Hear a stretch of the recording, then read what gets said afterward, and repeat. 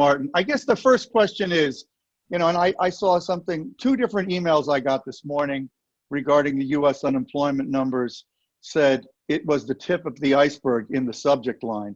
So I guess the first question everyone on this meeting is asking is, how bad is it?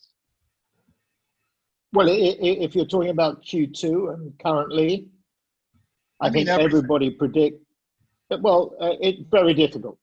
I described it earlier today with one journalist as April will be a bloodbath, and that's maybe an unfortunate turn of phrase for the obvious reason, but in all senses of the word, it's going to be, I think April will be extremely difficult. In the United States, particularly in New York, the president has warned us that April will be an extremely difficult month. So I think this is probably going to be the worst month. Some people are talking about May being equally bad. I think there have been some disappointing things that have happened today. Singapore, a lockdown in Singapore for a month is not good news. I think from Tuesday, we have an operation, a significant operation at S4 in Singapore. I was talking to two of our key people who are based there. It's not good news for an economy that has been extremely well controlled, only 5 million people, but extremely effectively controlled. It's quite concerning it's come back. We've seen flurries also in Hong Kong. The governor of Tokyo last weekend talked about people not going out in Tokyo on that weekend. So Asia is, the fastest recovering so far. And when you look at what China has done, and we certainly see an incredible turnaround in China, but in an authoritarian regime, maybe that's not so much of a surprise. But when you think that this started probably at the turn of the year, late December, early January is when it really started, for the Chinese to have achieved what they've achieved by the middle of March or late March is quite incredible. Now, applying that willy-nilly to Western Europe and the United States may be a mistake. The governments there have reacted generally more slowly. We here in the UK, I think our deaths surpassed the Chinese release number today. The UK government moved quite slowly in relation to lockdown. The philosophy was one of what some people call herd immunity, that by the disease spreading, that in somehow the population would be over time become immune to it. I find that very surprising, to be frank, because I certainly received advice very early on, late January, early February, that some of the predictions, if a herd immunity approach was taken, would lead to anywhere between 300,000 to 500,000 deaths. This was on the basis of extrapolating the Chinese mortality rates and infection rates. So the government knew, and what's going to be really interesting academically, I guess, is after this is all over, the inquiries, the government inquiries, the public inquiries that will take place will be quite extraordinary, I think, in terms of depth and detail. And it will be very interesting to see with the decision-making process that pushed the UK government from a, let's call it a more relaxed approach to lockdown.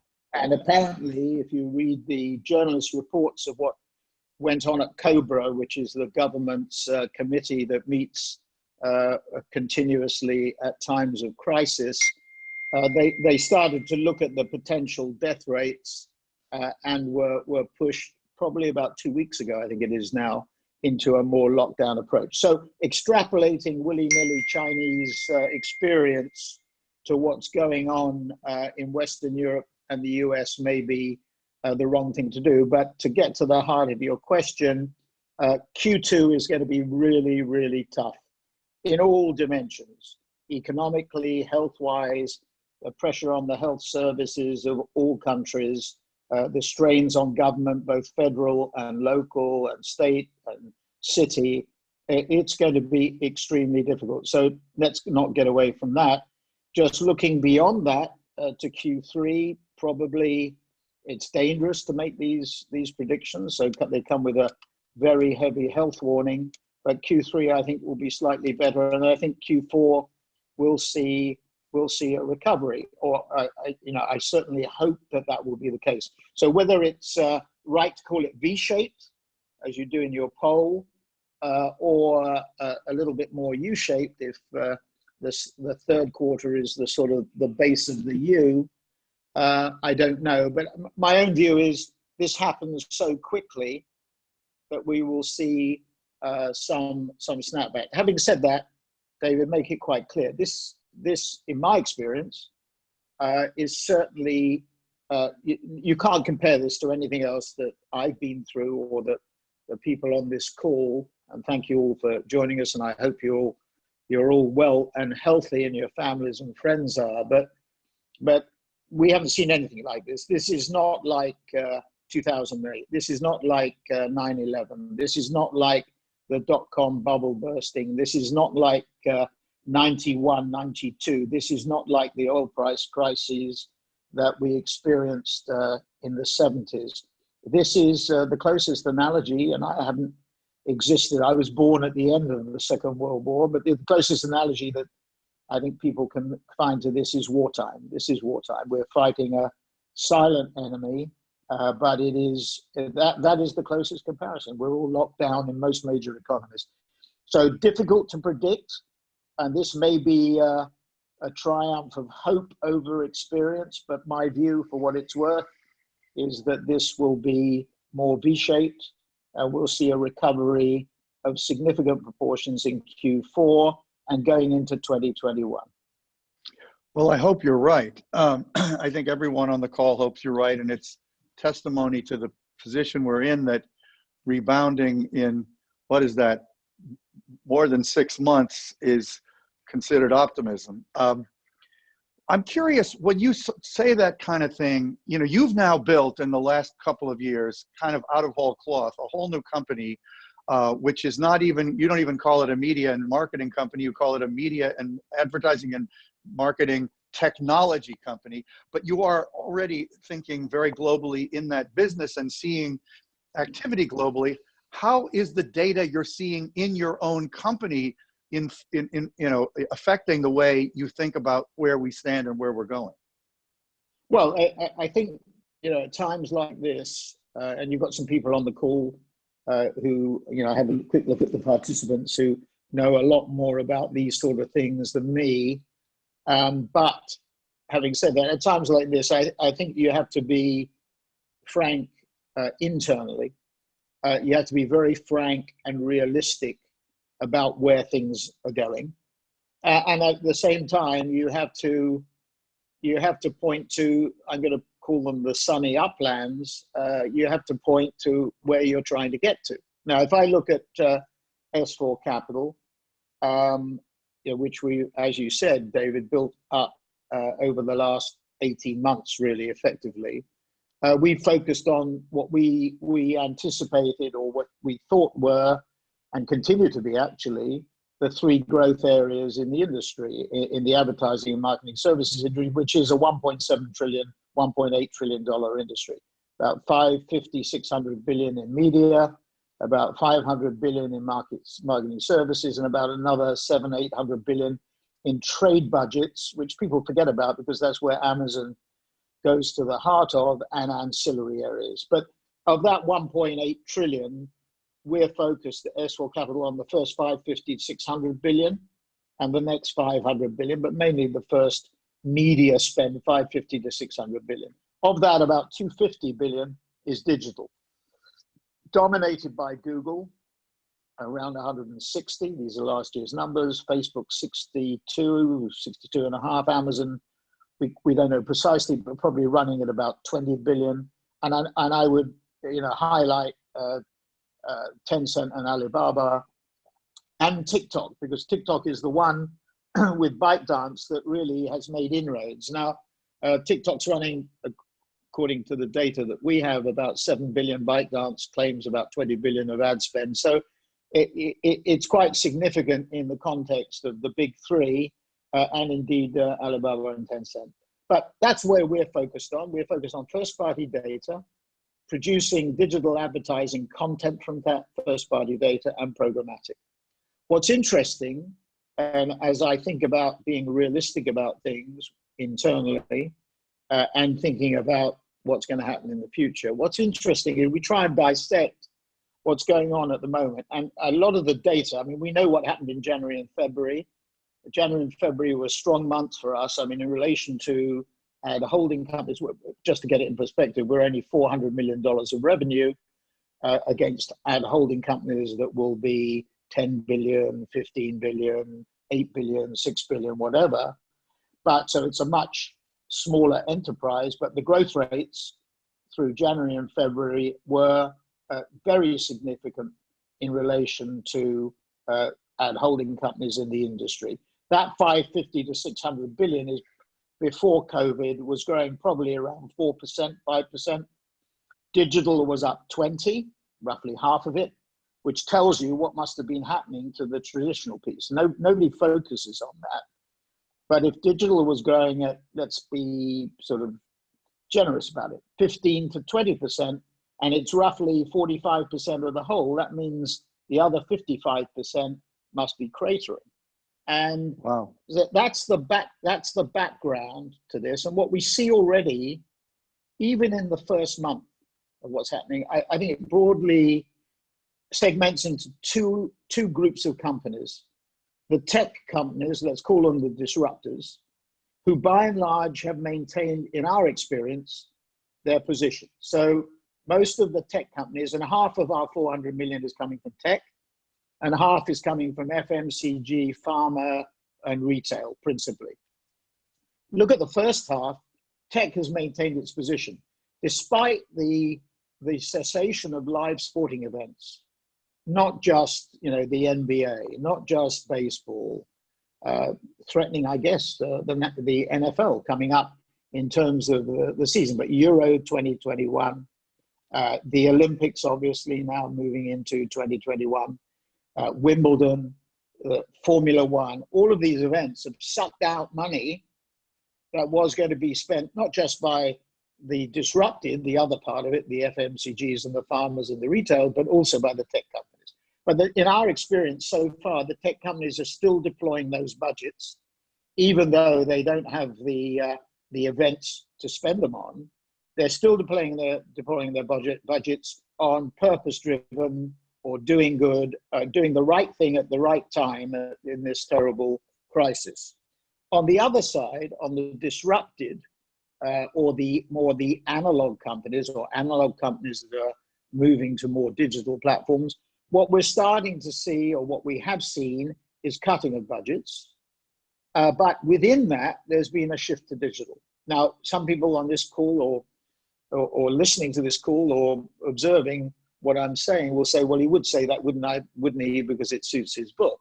Well, of course it does, but that's what we see happening, that already we've seen a shift. So when you see some of the answers, question 3, when with the big tech companies will suffer, but far less than most companies, that's the 55% of the respondents said that.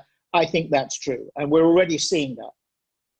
So when we look at that, and that would apply more to the FMCGs than the pharma companies, because the pharma companies obviously have got some big challenges. Forgive me, what is that acronym, Martin? FMCG, I apologize. I'm such fast-moving consumer goods, CPG, Thank consumer you. packaged goods. What we're seeing, bit different with pharma. Obviously, retail has been hit beyond grocery and pharmacy. But what we're seeing, I think, is the beginnings of 3 strands that are going to accelerate as we go through COVID-19 and the crisis, and as we come out of it, hopefully in Q4 and in 2021. And they are the following. The first is that consumers, having experienced work from home, with all its challenges, with all its inadequacies, with all its threats around mental health, childcare, and all the things that we're trying to deal with inside our own organization. We have 2,500 people, so probably about 7,500 to 10,000 people represented by family units that we had to look after either directly or indirectly. But as we battle with this, I mean, consumers have got used to working from home. Certainly, when they go back to the office, they will be using technology more aggressively. We've now got used to changing their consumption pattern, limited consumption pattern, by using online, by corresponding with people, by communicating with people with online media. That shift from analog to digital at the consumer level is going to accelerate. That's number one. Number two, media owners. I noticed that a number of media owners have ceased their physical production of newspapers and magazines. That, in my view, will be permanent. It will not. I don't think back. that's happened too much in the U.S., but mention a couple ones you've seen that have done. Well, I think Campaign has ceased it, for example. That's a major industry publication in magazine, the UK, right? Equivalent of Ad Age, Ad Week in the UK, and there are a number of others that have ceased their physical distribution. And I think whether they're using that as an excuse, or the situation as an excuse, or whether it's just initially they thought it was going to be temporary, I think that will become permanent. So you'll see media owners shift faster to digital execution.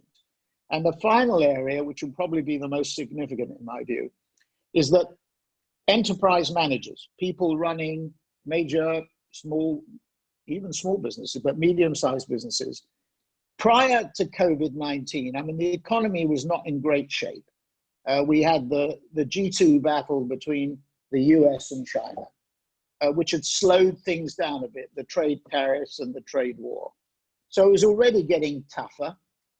But then we had, obviously, COVID-19, and then we had the double whammy of the oil price crisis, as the Saudis and the Russians, duked it out over production and supply, and the cratering of the oil price. Now, in the old days, that would be stimulative to the US economy, with the US being a major oil producer on the back of shale.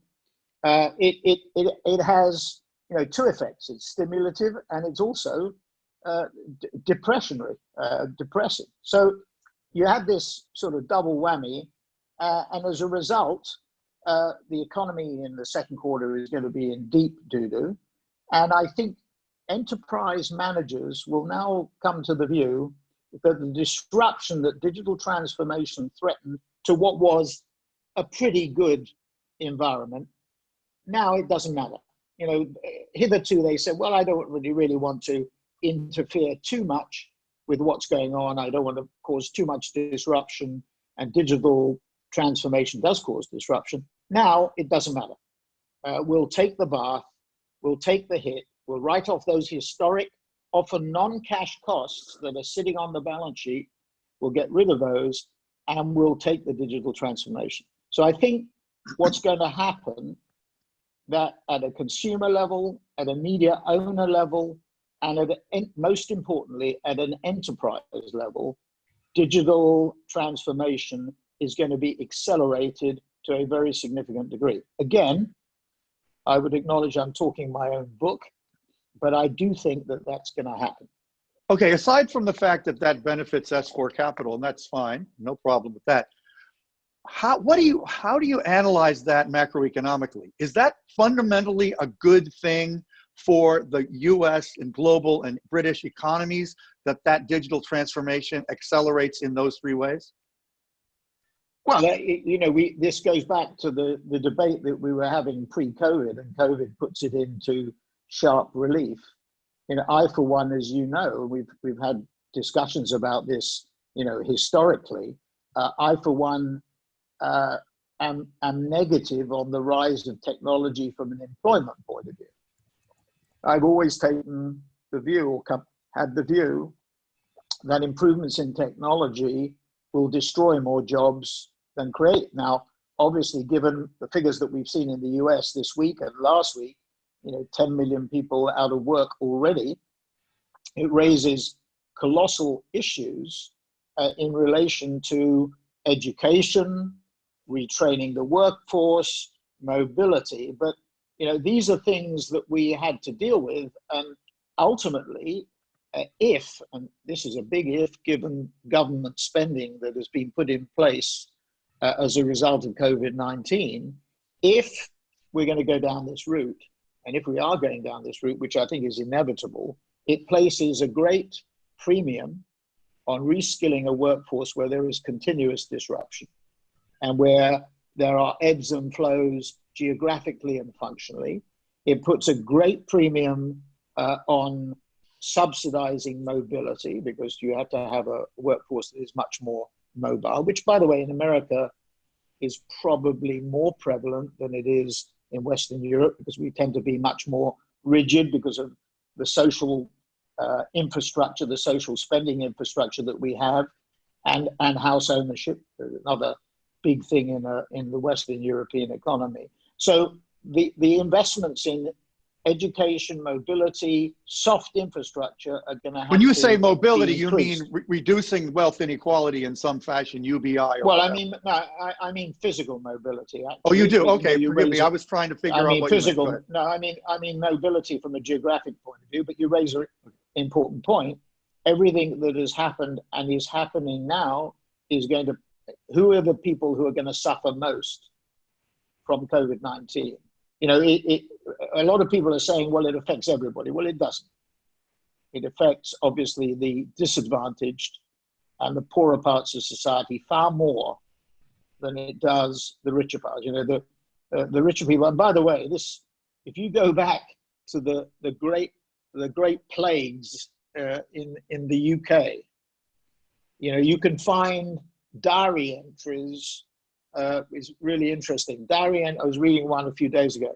Diary entries, I think it was from the Great Fire or the Great Plague, of rich people vacating London and going to their country houses, leaving the poor in the centre of London to suffer plague, pestilence, or whatever. It has been forever thus. Well, there's another book. There's a book by a guy called John Barry, which everybody should take a look at, which details the Spanish flu, so-called, in 1918, which is probably the nearest analogy to what we're seeing now. And you look at that, I mean, a lot of the data there, a lot of the impressions, the qualitative impressions there are very similar to some of the stuff that we see today. So the issues, the social issues you're raising, David, will be exacerbated by, I think, these trends. But going back to the three things: consumers, media owners, enterprise changes, I think they're just going to accelerate inevitably as a result of what we've gone through. Great, thanks. Okay, David went on mute for a second. So Martin, the last question though about the future of business. Interesting enough, 10% of the people said China's role will diminish. In the chat, a couple people have sort of asked me to ask you about China, being that you've set up operations there. Historically, that market. What do you think the impact on the global relationship with China will be?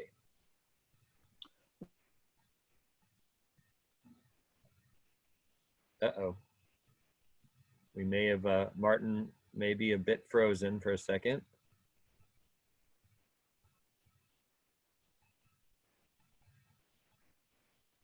David's on. Okay, thank you, Josh. I didn't realize that when I mute myself to cough that you can only unmute me. Hello all. I don't know what happened to Martin. Maybe we should hear some comments from the rest of the crew while we're waiting for Martin to return, since there is such an eminent group here. And I can't really on my iPhone see everyone. So Josh, pick some people to say some things. Yeah, we're gonna go. So I did get a comment interesting. He had to jump off, but Mike Federley, who's the CEO of Forbes, was on this for the first half hour. He had to drop a couple minutes ago. And, he agreed with Martin as far as the business models for media would have to change. And he said, he didn't give a lot of detail, and because we were just quickly chatting, it's not going to just go to digital. I think media companies like ourselves are looking at new business models that may emerge that aren't fully digital, or are other models like subscription or membership. So we're looking at a bunch of different models there. Let me see. John Madison had a question. John was. And if Caitlin can hear me, why don't you try to reach out to Martin and see what's going on over there? We're trying to get John on. John, I'm unmuting. Yeah, hi. You. Can you hear me? Yep. Can you hear me now? Yep. Yeah. So this is John Madison. I have a background as a physician and informaticist, deeply involved in COVID planning. So I want to comment on the relationship between the biology of this pandemic and the timeline for the economic recovery. So I can't disagree with anything that's been said about the economic recovery, except perhaps the timeline.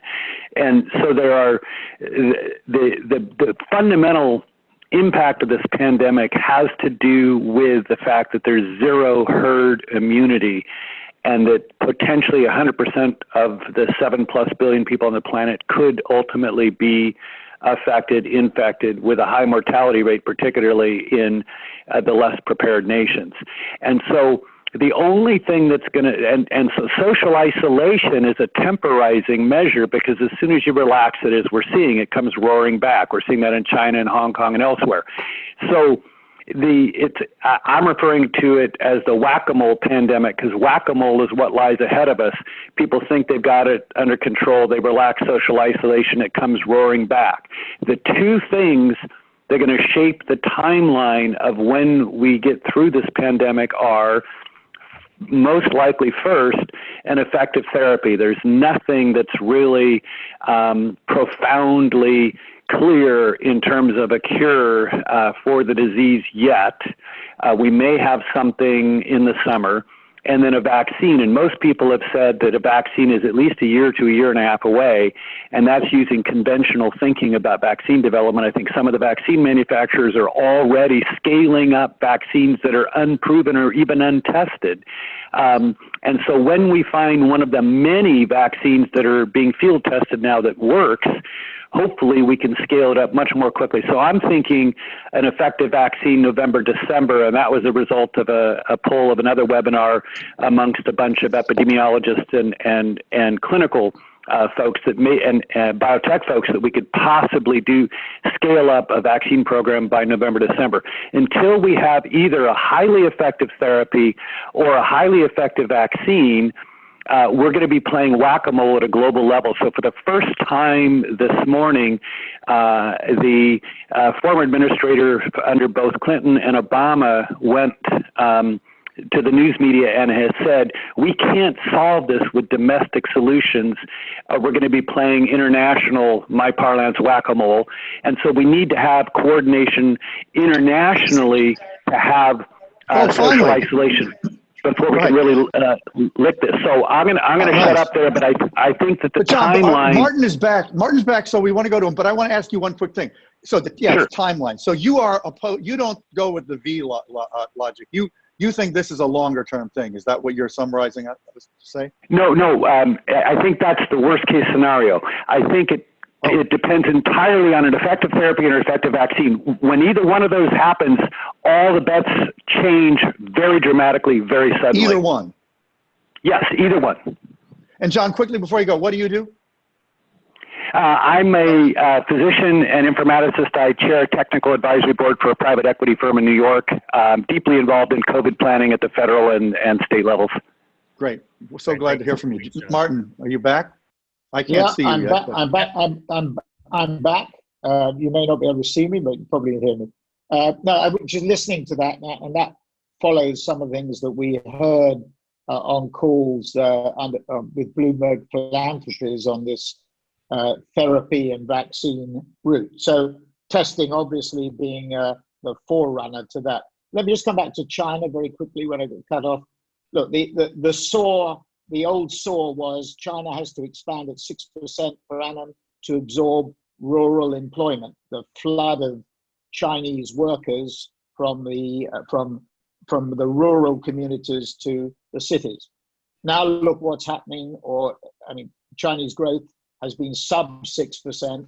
Some people say the real statistics are much lower than they claim. So, and they've managed to hold stability, but Xi has exercised much more influence in terms of his longevity and status and power.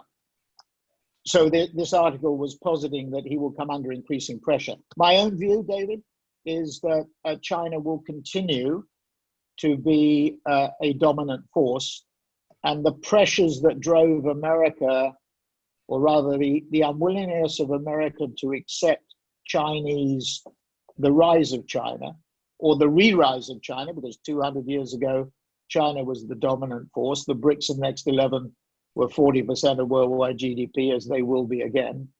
That's the central issue. It's not in the poll. I think some people thought America would be the dominant force. Some people thought that China would, but it was a small sample of those who were polled.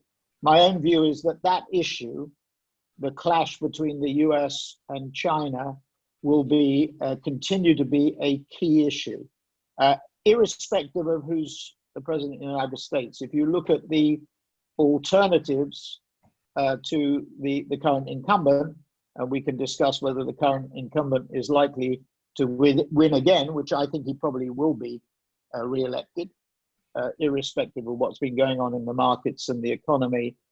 I'm sure you just cheered up many people on this call. Well, Go on. Whether I cheer them up, and that's the reality. I mean, if you look at where COVID-19 has hit most, where has it hit most in the US? East Coast and West Coast.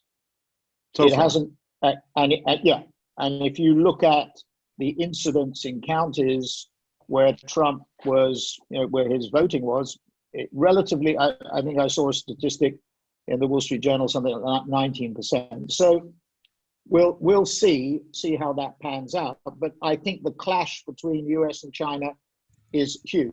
China's soft power infiltration is huge in Asia, in Latin America, in Africa, and they will take advantage politically through soft power.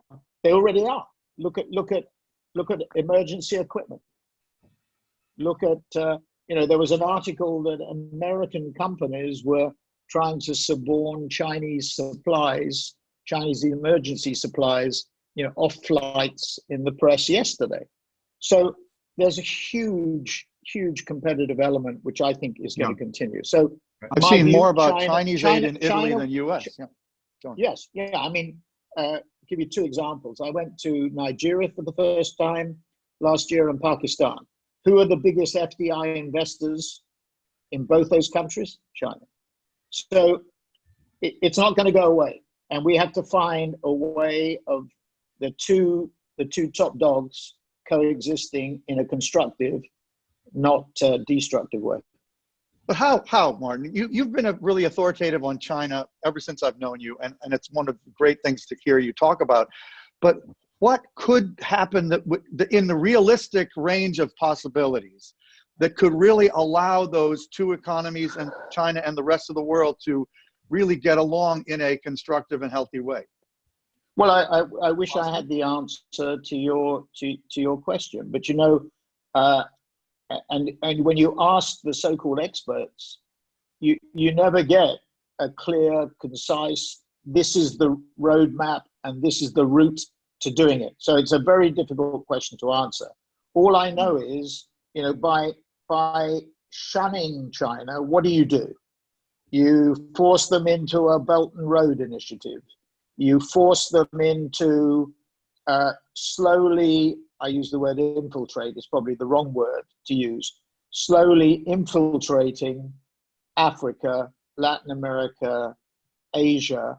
I don't think, and this is where there's a great difference of view, I don't think that China has militaristic ambitions beyond the areas of the world that are very close to their borders, the South China Sea, for example. I don't believe they do have expansionist ambitions. I believe history demonstrates that they don't. But I do believe that they seek to influence, and as America withdraws, even under President Obama, as America withdrew from foreign influence and withdrew into its own borders more, that has diminished American influence and created the vacuum for China. So by going into a confrontational position with them, you drive them into alternatives that are against our interests. So I don't have an answer for you, David, as to what the way of doing it is. Josh, you want to summarize or go to a question or whatever Yeah. you want to do? Because I can't see them, on my iPhone here for some reason. Right. Let's go to a question. I just unmuted Diane Brady. I think in all the China talk, Martin, a couple people have asked about India, and Yeah. will India benefit here? But Diane, do you have a question about that? Yeah, I'd be curious. Hello, Martin. I'd be curious to Hi. get your prognosis for India and also your view of Narendra Modi, because certainly there have been a lot of decisions that he's made, and I get a lot of mixed views on his leadership. So start with the economy, and I'd love to hear more about that. Diane's a Well, longtime yeah. journalist, for those who don't know. Go ahead. Martin, do we lose you? No, you haven't lost me. I'm still here. Can you hear me still? We Yeah. can hear you. Yeah. Okay, let me just carry on. You may not see me, but there we are. We're back again. There we are. No, look, Diane, thank you for the question. I mean, I was on Zoom with India or somebody in India this morning, and there is tremendous concern about the lockdown. You asked about Modi. I think he has been good for India.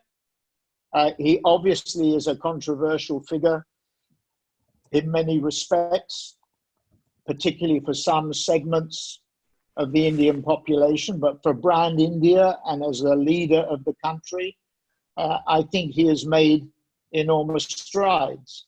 To lock down 1.2, 1.3 billion people for a significant period of time, particularly in a country like India, all the commentary that I'm getting from the people I know there is one of great concern. Longer term, if and when we come out of this crisis, I would remain bullish on India and India's ability to adapt. But I have to say that, it's not an authoritarian country. It is basically a democratic country. It has benefited from that historically, but it's also suffered from that historically. And if you said to me, as a result of what's happened, who will benefit more? I use the word loosely. I would say China, with its strong sense of direction, with its more authoritarian structure, particularly in a situation like we face at the moment, is probably bound to do better, sadly, because India is in danger at the moment of coming under enormous stress. We're very early days into the lockdown. We have a small operation in India, which we were talking with them 2 days ago. They have been relatively unaffected as yet. They're in production, in content production, but it will come. And everybody is extremely nervous. Josh, forgive me. Martin, I have one follow-up on that. When you say India could come under tremendous stress, and I'd like you to answer this for India and also other parts of the world, how much do you think there's a real chance of civil unrest? Well, it is something that, if you look at Italy, for example, and you look at the south of Italy, and you and I discussed this in our prep call, David, and it's worth, let me just give you an example. And I don't want to be unnecessarily provocative, but let me just tell you something that happened in the UK last week. So Campaign magazine, our industry leading magazine, ran an article that UK advertising would be down 50% in April or May or June, whatever it was, in Q2. And I wrote to the editor, Gideon Spanner. I sent him an email. I said, what's the basis for this article? Because, we're looking at the market. We have contacts here. And he wrote back to me and he said, 2 media agencies and 2 media owners. And I wrote back and I said, but that's ridiculous. How can you base an article that you're going to be 50% down on 4 pieces of data? I said, and he wrote back, and then wrote back and said, well, I've talked to lots more people. I said, well, look, people who I know described your article as the result of a pub survey but I know that can't possibly be so because all the pubs are shut in England. So you kind of done a pub survey. But the point is, it's a small example. You know, I think of publications. Go ahead. It carries great weight. And then the following day, I'm reading an analyst survey, stock market from a very, very, I think it was Morgan Stanley.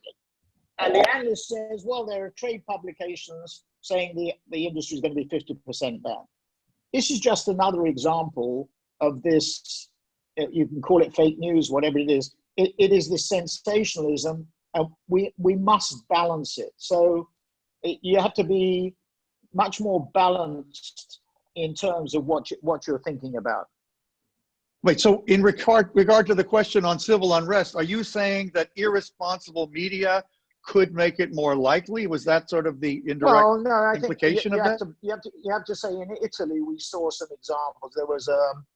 There was a video of a very distressed guy with his daughter, haranguing the prime minister.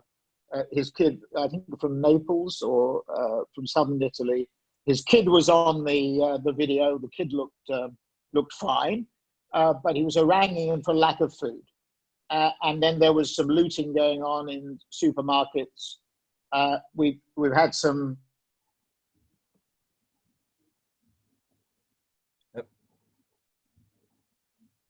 Did we lose Martin? Martin may be frozen again. Are you all seeing his video, Josh? Yep, it was video up until about a second ago. I haven't been able to see his video on my phone. I can't extract it somehow. Yeah. Shall we do what we did before, Josh? Find somebody else to say something. Sure. I'll go, let's see. We had a question from Amit. Let me see. And I think he was questioning around this idea of, will alternative forms of media, augmented reality, virtual reality, really, sort of see promise now? Let's go to Amit for a second. Amit, are you there? Yes, I'm here. So identify yourself and tell us what your question is. So I'm the CEO of Shadow Factory. We're a Hong Kong-based VR, AR production company. And my question for Martin was... And you're in Hong Kong? Sorry. Yeah, we're in Hong Kong. Now? Okay, keep going. Right now. Sorry. Nope. And my question was, what is the outlook for VR and AR in the context of everything that's going on right now? Like, is it good for VR and AR? Is it bad for VR and AR? Like, where are we going with this right now? And is Martin there to answer that, Josh? We don't have Martin back yet, but we'll wait a second. If there's anyone Josh, wait, could we just ask? I forget the questioner's first name, but could you just summarize what you're seeing in Hong Kong? I think people might be curious to learn that while we have you. So I'll tell you right now. We're seeing a huge uptick in demand for VR services, and we're very focused on VR enterprise services ourselves. So a lot of people are coming to us and they're saying, other streaming platforms are not as robust as they'd like, or not as interactive as they'd like, or not as immersive as they'd like. So they're hoping that VR and AR will provide what they need to teleconference or share, particularly like in the event conference space or even in the education space, where it's like, teachers are having to stream video to their students who are at home, and how do they have that same level of interaction with their students and all that? Yeah. So we're working on building those tools and building that interaction level. And a lot of question I get from our stakeholders, our investors is this a right now opportunity? Is this a right now and forever opportunity? Or what is the horizon of this demand that we're seeing? Well, when you figure that out, let us at Techonomy know too, because we're working on that. Josh, go ahead. Right. And Martin is back. I think we got him back again. We're not to be blooded or unbowed. I got back on phone and I got back on video, so it's fine. Yeah. Hey, we're in a new world. Martin, the question was about, for other forms of media, specifically immersive media like VR. And yes. Do you see, I guess maybe talk about it from a consumer as well as from a brand perspective. Do you see forms of media like VR going to really take off, and will that persist after this? What's your feeling on VR? Well, it's very interestingly, there are a couple of areas that we've already seen. What we've seen, particularly with tech clients, but also with FMCG, CPGs as well. First of all, we've seen greater use of robotic cameras and studios. So by happenstance, a year or so ago, we bought in Amsterdam a robotic studio, and that has been extremely busy post the starting of COVID. We've substituted, in other words, humans for robots. We joked when we bought the studio that we had bought more robots than people. That is now proven to be extremely effective. We're using, interestingly, in the last month or so, much more animation in terms of production rather than humans in terms of production as well. And last but not least, we're morphing and reforming content that was going to be used for live events, exhibitions and conferences for online events. You know, technology notwithstanding with the issues we had on this call with Zoom. So those sorts of things are bellwethers for the answer to the question. VR, AR, AI technology is going to become much more prevalent, not just as a result of COVID-19 and the stresses that we're all going through, but because that's the way it was going to go anywhere. And I know we got some people on the call who derive their living from live events. There is no doubt in my mind, and talking to clients and media owners and people in that business over the last week or so, when we come out of this, the attitude to travel, the attitude to live meetings and live conferences, I think is going to change very significantly. Give me one example. Bloomberg philanthropist Michael Bloomberg has run, I think it's 2 or 3 conferences with 80 mayors from around the US on crisis management. Has run it What, with, in recent Harvard days, you're saying? Yes, with Harvard Business School. It's a Bloomberg Harvard program. Michael managed to co-brand Bloomberg with Harvard. And it's run in a virtual classroom. I don't know whether it's Cisco technology, WebEx technology or what, but it's a virtual classroom. So you have about classes at HBS are probably usually about 100 people. Everybody has a screen, very much like we're on at the moment. Everybody can raise their hand electronically. They can send in messages by email or chat or whatever. 3 professors in the pit of the classroom. The classroom consists of all, instead of people sitting there physically, the screens. A link to John Hopkins, a link to the Kennedy Government School. It's an event which, you know, if you were to put it together in a live form, would take a lot of organization. This can be instantly or virtually instantly organized. Life is going to change. And I just speaking personally, I'm going to change my patterns of travel. I'm going to think much more carefully about getting on a plane before I do it than I did before. I'm going to think a lot more about the balance of work between home and the office, a lot more about how I communicate on a more constant basis with people, electronically or virtually, rather than physically. Nothing will replace the handshake when you can give somebody a handshake, but I think we are going to change the way we do things very significantly. And I've already heard that from very senior people inside clients. There's a distinct change in attitude and tone, which I think has very important ramifications. But we're seeing that at Techonomy as this event underscores, and actually, as you suggest, we're also seeing a willingness on the part of partners to pay for things that they might not have wanted to pay for in the past that are fully virtual, which is quite exciting. But yes, the one thing that's missing is the serendipity of the in-person event. And I don't want to get into that now, but I think if we can solve that, we're going to really have. Go ahead. But let me take you up on that, David. So here we are. I mean, people say to me, "Don't you find working from home locked up you know, sort of a big change in efficient. It's very efficient. It's very efficient. I don't spend time at breakfast, you know, schmoozing.